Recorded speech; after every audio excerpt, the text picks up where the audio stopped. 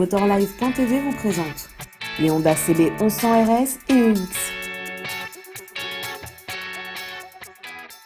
Alors chez Honda pour 2017, il n'y a pas que la CBR Fireblade que vous voyez derrière moi.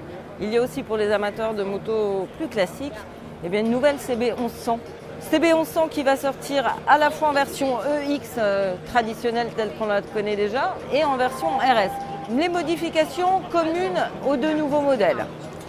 Principalement un poids en baisse, revu, 255 kg au lieu de 260. Un tout nouveau réservoir sans soudure, un tout petit peu moins de contenance que le précédent mais c'est minime. Un tout nouveau tête de fourche en aluminium, un nouveau bras oscillant, des nouvelles platines de repose-pied. Le moteur passe bien sûr Euro 4 mais ne perd pas de puissance, on reste à 66 kW et 91 Nm.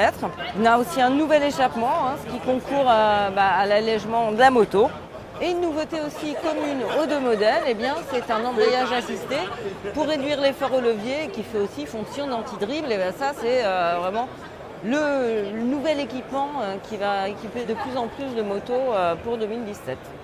Et bien sûr, des nouveaux feux à LED, feux de position et les clignotants sur la RS comme sur la EX. Alors cette version RS, en quoi se distingue-t-elle de la version EX ? Elle n'a pas du tout la même géométrie. Vous avez un angle de chasse un peu plus fermé, un empattement un peu plus court. En fait, elle se veut tout simplement plus sportive. Vous avez donc une fourche Showa spécifique, deux amortisseurs Showa à bonbonnes séparées à l'arrière. Vous avez une jante de 17 pouces arrière et avant. Voilà, tous ces éléments qui vont faire de cette RS une version plus sportive. Autre élément qui va aussi donner plus de sportivité, c'est un système de freinage un petit peu différent avec des étriers Tokiko et des disques de 310 mm pour être exact.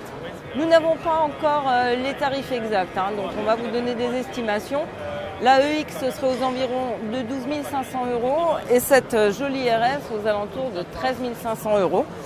La disponibilité en revanche, on le sait, c'est en mars de l'année prochaine.